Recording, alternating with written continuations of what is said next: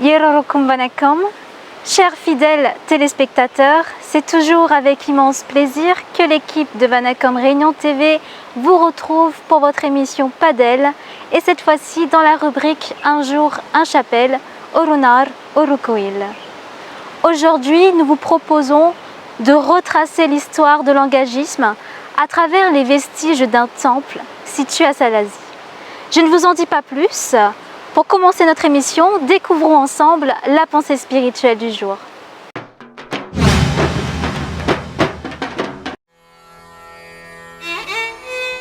Plaisir et peine ne sont que des aspects du mental. Notre nature essentielle est bonheur.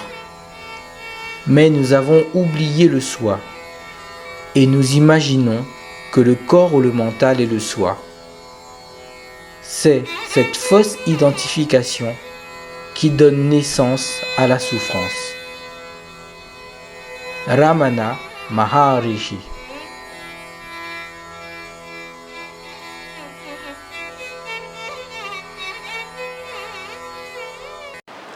Pour vous donner un petit indice concernant la divinité principale de ce temple, je vous propose d'écouter un bhajanam.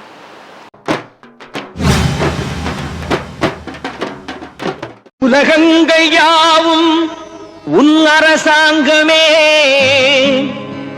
ஒவ்வொன்றும் நீ செய்யும் அதிகாரமே.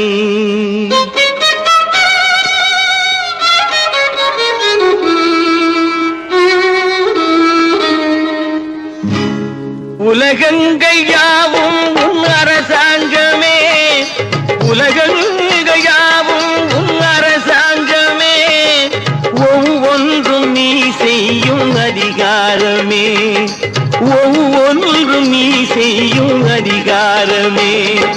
நிதி வேண்டும் ஏழைக்கு, மதி வேண்டும் பிள்ளைக்கு, நியாயங்கள் தான் வேண்டும் எல்லோருக்கும்.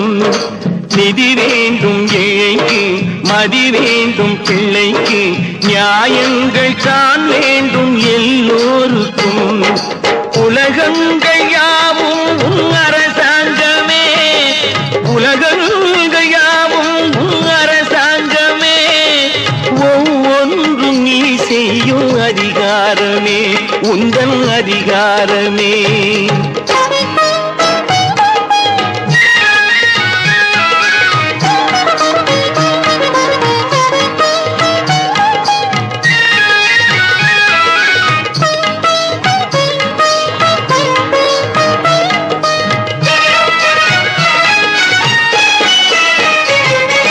மனம் உள்ளவர் குணம் உள்ளவர் மனதுக்கு சுகம் வேண்டும், தனம் உள்ளவர் அதில் பாதியை பிறருக்கு தர வேண்டும். மனம் உள்ளவர் குணம் உள்ளவர் மனதுக்கு சுகம் வேண்டும், தனம் உள்ளவர் அதில் பாதியை பிறருக்கு தர வேண்டும். ஆரெங்கும் நீர் விட்டு ஊரெங்கும் சோரிட்டு, ஆரெங்கும் நீர் விட்டு ஊரெங்கும் சோரிட்டு, பாரெங்கும் நலம் காண வரம் வேண்டுமே, பாரெங்கும் நலம் காண வரம் வேண்டுமே, உந்தன் வரம் வேண்டுமே. உலகங்கள் யாவும் உன் அரசாங்கமே, உலகங்கள் யாவும் உன் அரசாங்கமே, ஒவ்வொன்றும் நீ செய்யும் அதிகாரமே, உந்தன் அதிகாரமே.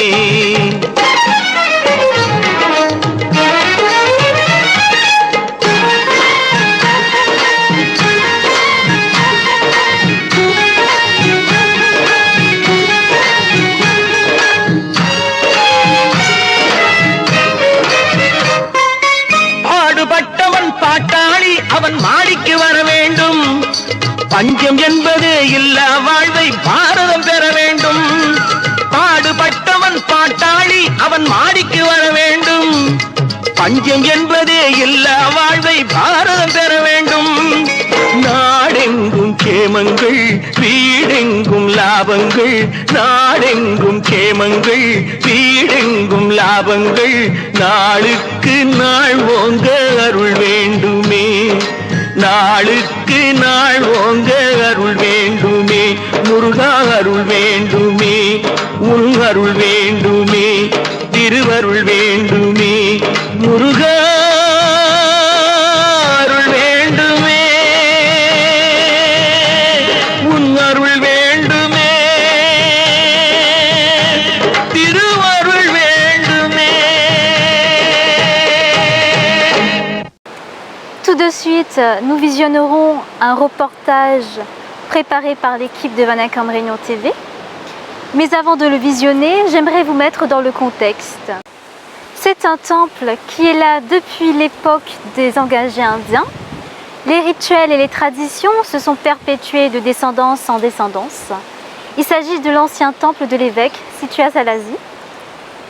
En 2007, le temple a subi une catastrophe naturelle et seules 3 statues ont pu être récupérées, à savoir la statue du seigneur Muruga, du seigneur Ganesh et du seigneur Vishnu.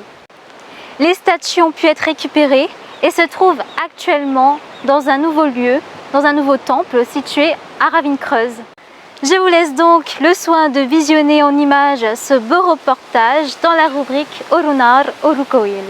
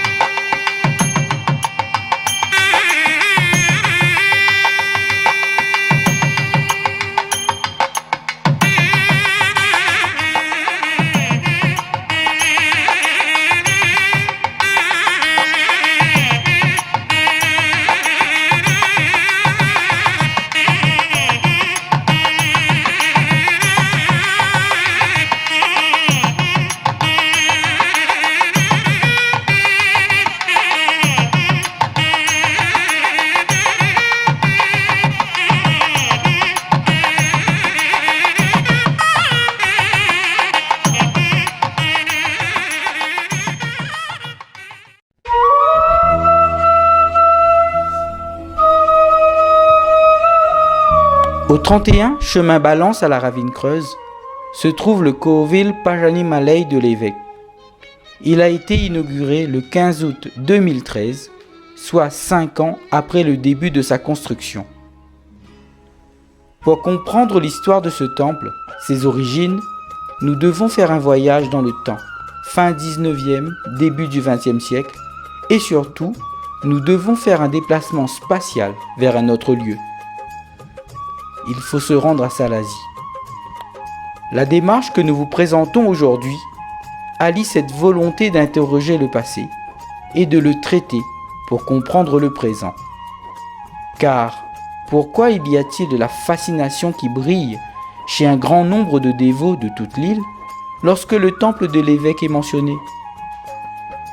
Sur les berges de la rivière du Maléo, sur la route menant à Salazie, un temple est sorti de terre à partir de 1959. Il a été érigé sous la direction du Baldon Poussari Petiaï Kadivel Marimutu par des journaliers agricoles travaillant en bail à Colonna sur les terres de M. Mourouvin. Bonjour, bienvenue au temple de Pajani Malay sur Saint-André à la Ravine-Creuse, au 31 chemin Balance. C'est dit aussi l'ancien temple de l'évêque de Salazie. Donc ce lieu de culte n'a pas une histoire qui démarre à Saint-André. On avait aussi, c'est un temple qui était basé sur Salazie au lieu dit de l'évêque. Ma part azote un petit peu de l'histoire et comment l'a fait le trajet de Saint-André, mais avant sur Salazie. Le temple de Pajani Malay de Salazie, c'était un temple d'engagés indiens. Ce temple-là était un lieu retiré, caché de la communauté engagée à ce moment-là, et que l'était pratiqué de lieux de culte, de différents lieux de culte, par des engagés, que par la suite l'a été érigé par mon grand-père, le Poussari Marimutu Kadivel. Donc, pour retracer l'histoire, mon grand-père, le Poussari Marimutu Kadivel, l'était officiant au temple de Siva Souklemaniel de Saint-Benoît. Et en 1957, après un voyage culturel sur Maurice. Et il a décidé d'aller créer ce temple sur Salazie avec l'aide de différents amis, familles, dont Stéphane Vardin, Barboula Choumaya, Kanagi, les Kadebi et bien d'autres, les Velaïdon, les Latumi et Defeaka sur Salazie. Créer un temple dédié à Muruga, dédié aussi à Vishnu, au Kerangi Perumal. À partir de 1957, il décide d'aller comprendre la construction d'un petit temple et le 22 janvier 1962, il inaugure ce temple-là dédié à tout le monde. Donc pourquoi? Parce qu'il était aussi il était Poussali de différents temples sur l'île, mais aussi un Poussali qui faisait les rituels mortuaires et aussi la marche sur le feu. Donc, et Varatial dans le bal tamoul, communément appelé ici à La Réunion. Pourquoi l'édification de cette chapelle se fait sur les berges de la rivière Duma, à cet emplacement aussi peu accessible? Parce qu'auparavant, il existait ici un lieu de culte sommaire. Les premiers rituels hindous ont été effectués par les engagés indiens vers la fin du 19e siècle. Tout a été fait avec discrétion. Le Ténin fut découvert au début des années 1900 par différentes personnes venant prier ici par tradition. Débute en 1959 la construction du temple à l'emplacement même du Ténin en pierre. Et anciennement, dans les années 56, et moi j'étais enfant, et le matin, on avait un sarrette de mettre toutes les marchandises dedans, les préparations pour les cérémonies pour le temple. En arrivant là-bas, nous c'était un plaisir de voir dans un sarrette, d'aller monter pour voir la divinité de Muruga qui se trouve à l'évêque temple de Salazie. Donc il n'y avait pas de construction encore à cette époque-là. On était en famille, papa, maman, et cousins, cousines. Ceux qui rentraient dans le sarrette, nous étions comme maman, ils étaient rentrés dans le sarrette. Et après, il était une possession que les gens suivent le sarrette derrière. On arrivait là-bas à 4 h du matin. On sortait ici à Ravine-Creuse à 2 h 30, tout doucement que le sarrette. Et puis on arrivait là-bas à 3 h 30, 4 h du matin. Et quand on arrivait là-bas, il fallait attendre le jour, puisqu'il faisait encore nuit. Il fallait attendre le jour éclairé pour qu'on puisse transporter toutes les marchandises qui étaient dans le sarrette pour amener dans le temple en bas. Il n'y avait pas de temple encore. Et bien, on descendait, il n'y a pas d'escalier. On descendait, brosser le derrière sur le galet pour qu'on descende dans le fond. Et puis on donnait la main, l'autre pour retirer, pour rattraper, pour regagner descendre. Avec les marchandises et le bois, on faisait en haut, envoyé dans le fond.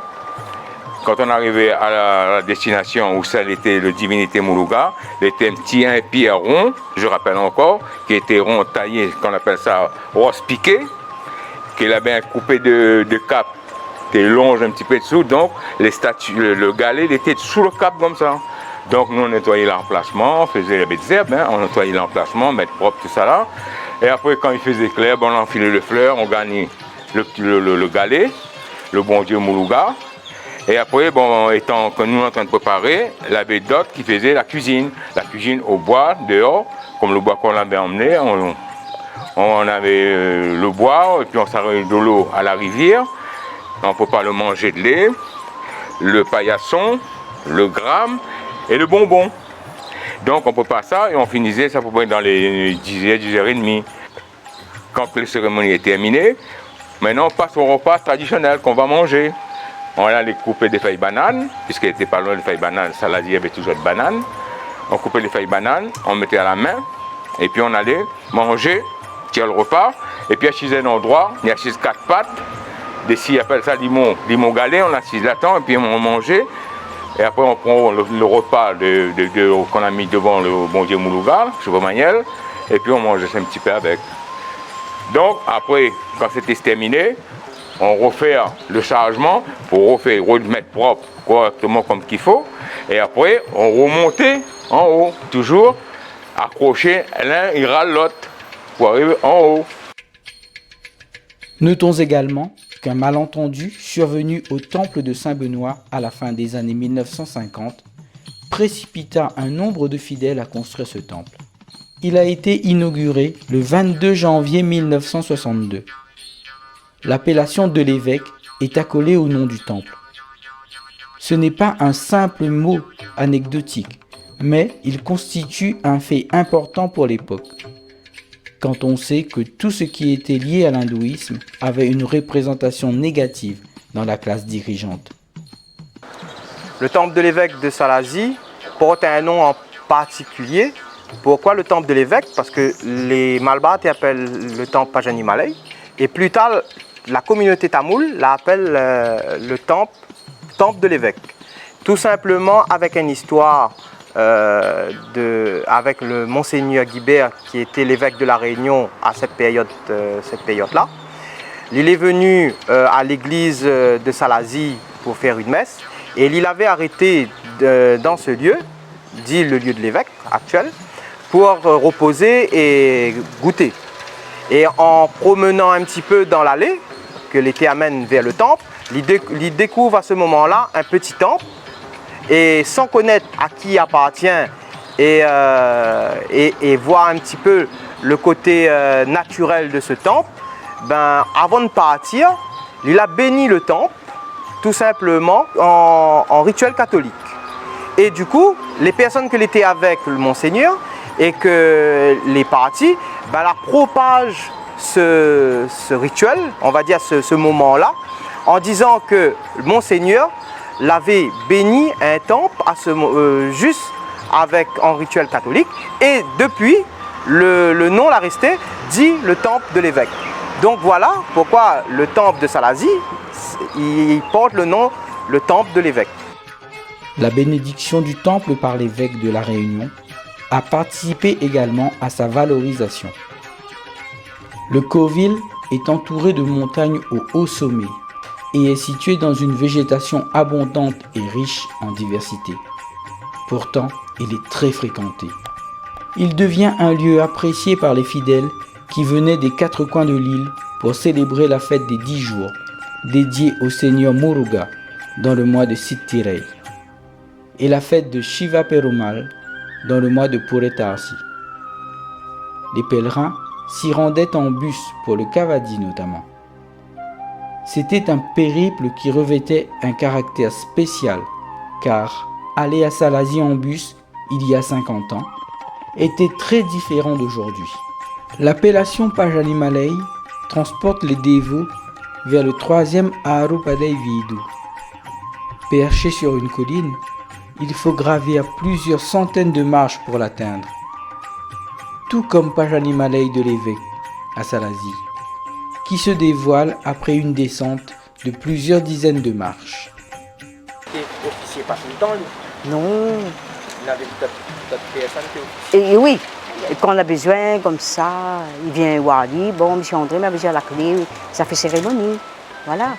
André dit, je suis une admoun. Mais bon. Mais quand on a fini, la ville est propre, on remet propre pareil. Voilà. Ah si, il y avait une moune. Il y avait toujours, hein. Oui.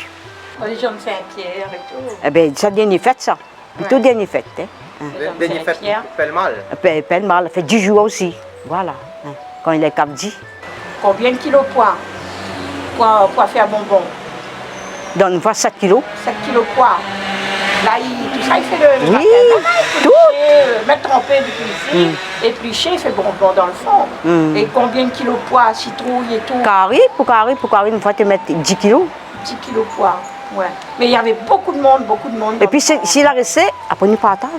Ouais. Encore, maintenant, on a barquette. Mais longtemps, non. Hein. Il coupe bouteille d'huile, là. Il coupe et met carré dedans. Voilà, pas de problème. Moi-même, petite, ma porte cavidi dans le fond là pendant 9 ans. 9 ans. Mais il y a eu beaucoup de personnes aussi que la porte cavidi dans le fond. Hein, ah oui, pour des jours fêtes. Dans le fond l'hiver. Aujourd'hui, ce qui fait plaisir à nous, c'est que, on entend aujourd'hui les jeunes, hein, ils disent quand nous étions petits, nos parents l'ont dit à nous, la tire cheveux dans le fond l'hiver. Donc, ils viennent ici, ils continuent parce que ils ne rappellent plus dans le fond l'évêque. Il dit ça hein, comme ça, la chapelle l'évêque. Mais ils continuent de venir ici parce que ils ont une reconnaissance, quoi. La construction du temple a requis beaucoup d'efforts et a nécessité une grande quantité d'énergie pour effectuer des tâches de transport du matériel et de manutention. Si la cadence du travail n'a pas effrayé ces hommes et ces femmes, c'est par un fort attachement à perpétuer une tradition dans ce lieu. Les dévots ont consacré une attention particulière et infaillible. Ils ont maintenu en toutes occasions la conscience du divin. Donc M. Maramuto, qu'est-ce qu'il a fait? Il a pris une équipe, il a dit comme que l'évêque de Salazie, il y a un bon Dieu qui s'appelle bon Dieu Moulouga Choupemaniel, donc ils ont parti là-bas, fait la construction, mais ce temple de la construction, ils ont fait ça dans les années 59-60, avant le cyclone Génie. Donc le temple était là, et l'emplacement était quand même assez large, l'arrivée était quasiment contre le cap de l'autre côté. Mais on a construit. Mais quand on a construit le temple, moi j'étais encore petit. Mais j'allais encore à l'école, je quitté l'école dans les années 64. Et bien quand on a quitté l'école dans les années 64, et comme nous, la famille, on a toujours avoir cette relation avec le temple de Salazie, donc tous les ans, on allait faire la cérémonie là-bas. Et en faisant la cérémonie, nous arrivons, nous avions un temple. Quand on est arrivé, il y avait un temple, mais du bas, voilà, il y a un temple de Moulouga. C'est M. Marimoto, avec son équipe, qu'il avait quitté Saint-Benoît, il a construit ce temple-là. Après de ce temple-là, il a construit. Et après, M. Antoine Samougampoulé, qui avait une entreprise bâtiment, il avait une entreprise le cas aussi. Donc, il a pris en main de faire un réfectoire. Mais ce réfectoire, quand il a fait, il n'a pas fait tout ça, il l'a fait avec une équipe. Moi, je l'avais quand même 16 ans. Donc, on a s'arrouillé le sable de la rivière, emmené là avec des graviers, pour faire la dalle de réfectoire. Après, quand on a fait le réfectoire, tout doucement, après, nous l'a fait la cuisine, une cuisine en bois. Après la cuisine, comme nous était quand même fatigant de tirer de l'eau de l'autre côté de la rivière, pour amener en montant ici près de, allons dire à peu près 400 mètres. Donc, il était quand même fatigant. Et mon beau-frère a fait un bassin, Et ce bassin-là, nous l'a fait. Donc, après, il prend une pompe, il met dans le fond de la rivière, avec un grand raccord pour remplir le bassin. Donc, le bassin, il a été rempli. Donc, ça a permis à nous d'être un peu soulagés, si vous voulez bien, dire que nous avons pu le temps où ça roille de l'eau en montant descendant. Des manifestations divines ont eu lieu dans ce temple de Salazie. Elles ont participé à sa renommée. Et voilà, dans tout le passé que m'a raconté un peu le pacha de Moulouga à Salazie, mais à l'époque, nous l'avions encore le galet, il n'avait pas encore le temple, il avait un tache jaune à la montagne, en l'air dans le cap. Un tache jaune, un tache qui était couleur jaune, si c'était un galet, mais il avait un creux. Mais dans ce creux-là, on voyait le bras, les statues, une statue de Moulouga. Et à côté de cette statue, il avait un pied, comment ça s'appelle ça qu'il mange là palmis. Il avait un gros pied de palmis à côté de la divinité de Moulouga. Mais ce Moulouga-là, le matin, on ne voit pas du tout. Parce que l'endroit qu'il était, c'est dans le midi et demi, il y a du soleil. Et c'est là où on voit le soleil apparaître sur la montagne. Et c'est là que si quelqu'un a de cœur, vraiment, il a ni la foi pour voir cette divinité-là, et bien on va trouver. Moi, je me dis, moi, j'étais encore un peu jeune. Là, comme il faisait quand même, ça fait un cas, comme ça, ouais. Effectivement, moi, je l'ai vu, je n'ai pas vu les statues en grand, mais je l'ai vu le morceau de bras. Son bras. Et après, il avait le pied palmis, mais de temps en temps, le vent, quand il bouge, il amène l'ombre dessus le statue. Mais il était dans un creux, que le statue était là. Et après, il avait quelqu'un, il appelle plus ce monsieur-là, comment il appelle. Il était fait un peu le gardinage. Quand tu amènes le marchandise là-bas, c'est dit que tu montes la nuit, la garde. Donc, il est parti, mais il ne connaît pas comment il a fait. Il arrive à côté, mais ce monsieur, il est mort. Hein. Il arrive à côté, dans le cap là, comment il a monté. Un cap médiaouvre, il fait à peu près 600 mètres de haut. Hein. Il a parti mettre un drapeau. Vous vous rappelez le drapeau? Il a mis un drapeau là-bas. Juste à compter le bon Dieu, Moulouga. Voilà, c'est ce que me fait raconter à vous, l'histoire de Moulouga, l'évêque Salazie, ex-cérémonie. Sur les berges de la rivière, les activités du temple sont rythmées par les aléas climatiques. Le Coville est menacé à chaque épisode pluvieux. La situation géographique du lieu de culte au sein même du domaine fluvial pose de plus en plus de problèmes.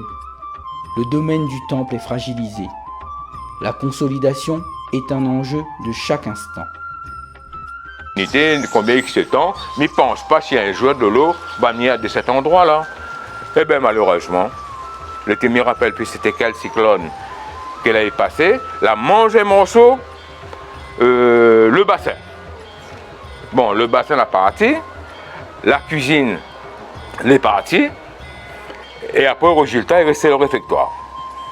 Donc, bon ben nous, tu fait que le manger, nous ne peux pas le manger ici en bas, comme la petite cuisine, tu ne peux pas le manger ici en bas, et puis tu emmènes en haut.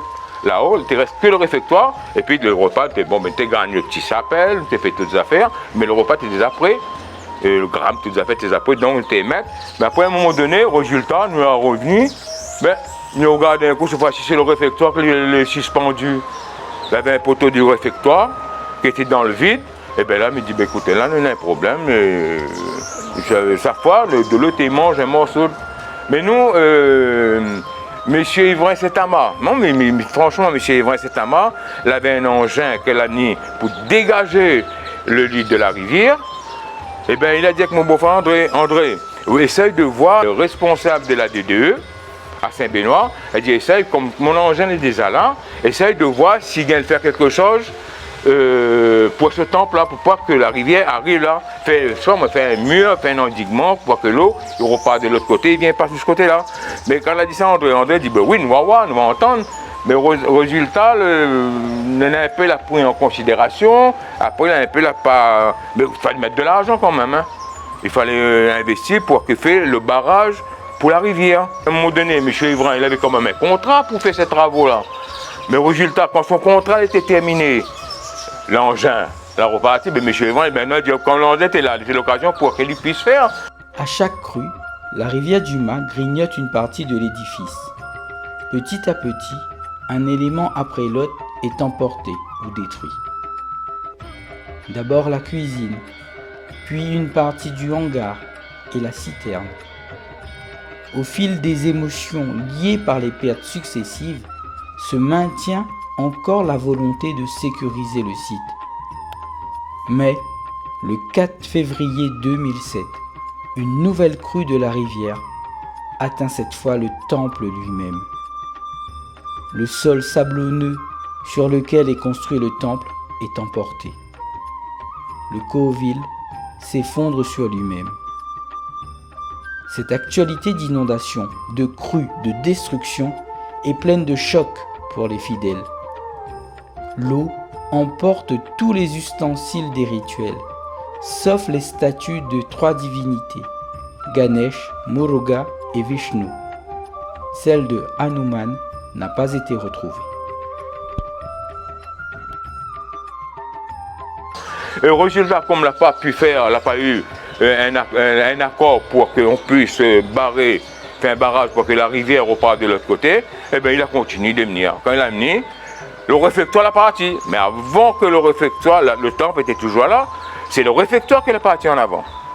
Et après, quand le réfectoire est parti, ben, il dit, il est retrouvé, il reste le temple. Mais nous, quand on a fait une cérémonie dans le temple, hein, nous avons fait une cérémonie, quand on était fini de faire la cérémonie, et bien l'année ensuite, André, quand il s'en va, toujours là-bas le 1er janvier, il fait des cérémonies. Et bien quand on arrive là, puis le temple, on voit le temple était dans l'eau, et dans le sable, et les statues étaient dans le sable.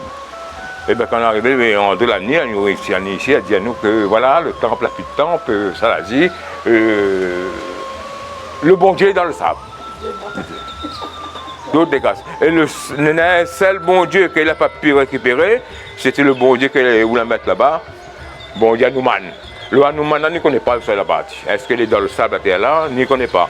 Les images de cette catastrophe sont encore dans la tête des premières personnes qui ont découvert l'ampleur de la perte en ce mois de février 2007.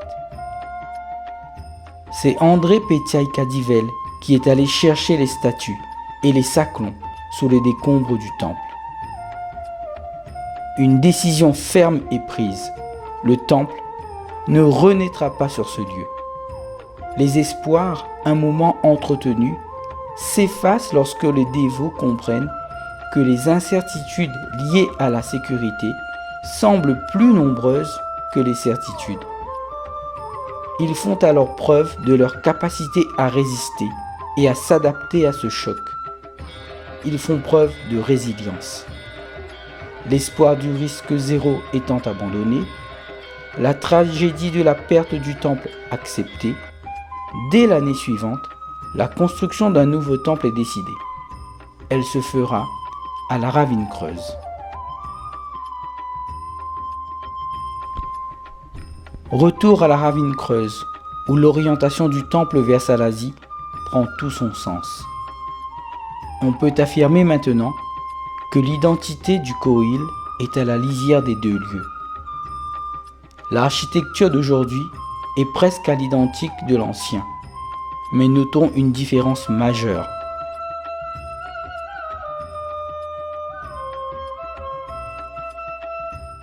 La divinité principale est Muruga, dont la statue est placée au centre.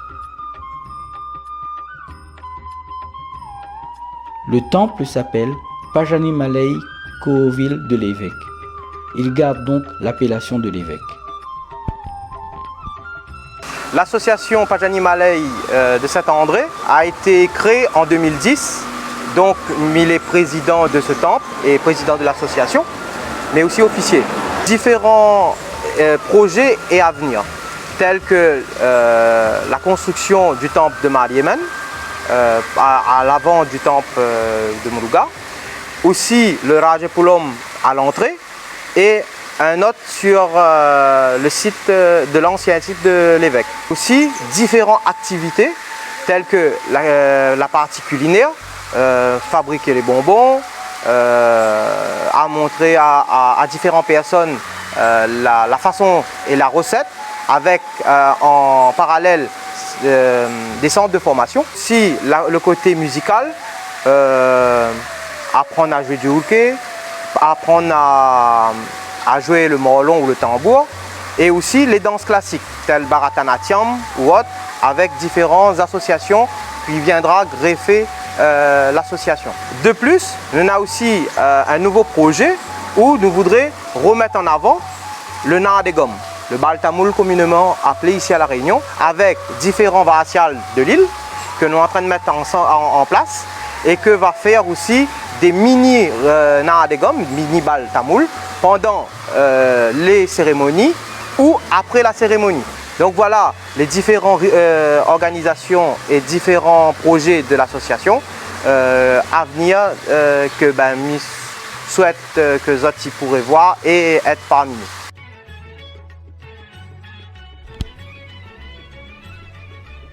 Depuis que les statues représentant les divinités ont quitté Salazie pour la ravine creuse, la végétation a regagné ses droits là-bas à Salazie, plus dominante, rendant pittoresques les vestiges du temple effondré. Malgré cela, au lieu dit l'évêque, des fidèles continuent à venir et à y organiser certaines cérémonies. Les anciens reviennent à cette source régulièrement, car des espaces vastes comme ceux de Salazie, entourés de montagnes, près d'un cours d'eau, en pleine nature, rappellent les ermitages des montagnes de l'Inde. D'autre part, les anciennes générations savent qu'il existe cet historique de l'espace, au goût de leur enfance.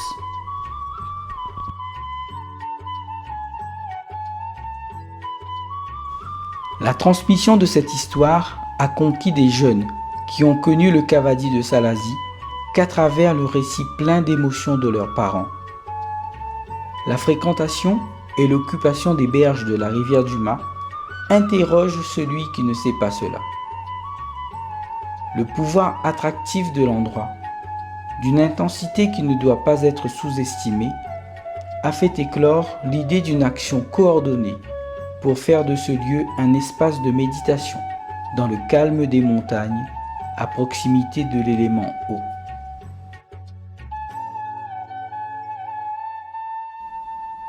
Les membres de l'association Taipusam Pajanimalai, qui gère Pajanimalai Kohovil de l'évêque, ne pleurent pas le passé, car il s'est enfui à jamais. Ils ne craignent pas non plus l'avenir, car il n'existe pas encore. Ils vivent le présent et le rendent magnifique pour nous, en souvenir du temple de Salazie. D'ailleurs, ils continuent de pratiquer les rituels ancestraux avec ferveur et vont développer dans un proche avenir des activités culturelles afin de transmettre l'héritage venu de l'Inde. Car les rituels nous donnent la grâce pour la connaissance. Et Shankara déclara qu'à l'instant même où nous atteignons la connaissance, nous sommes libérés du poids de toutes les actions. Mais le temple Salazie évêque était un temple populaire. Il accueille le monde, 500-600 personnes, jusqu'à 1000 personnes étaient accueillies là-bas. Le monde il vient, soit Saint-Pierre, Saint-Paul, partout, il vient avec, il loue le car, il vient. Pas 25-30 personnes par ça. Mais vraiment, il était fait, vraiment.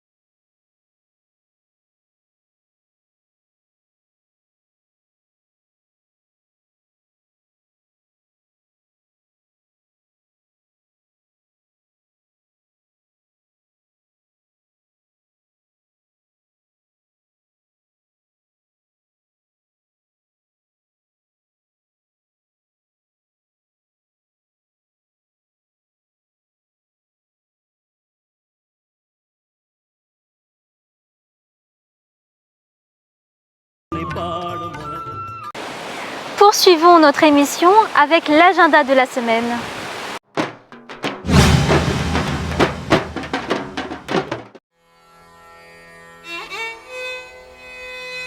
Lundi 22 novembre, Sadurti, Puja pour Ganesh.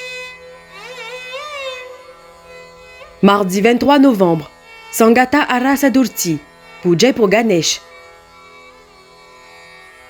Jeudi 25 novembre, Shasti, Puja pour Muruga.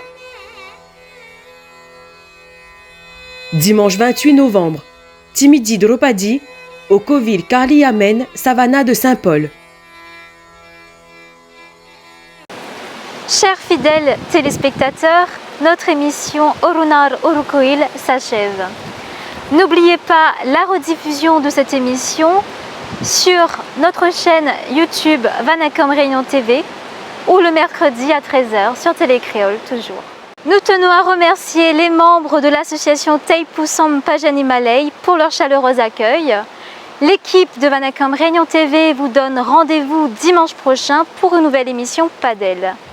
Je vous souhaite à tous un très bon dimanche. Nandri Vanacom.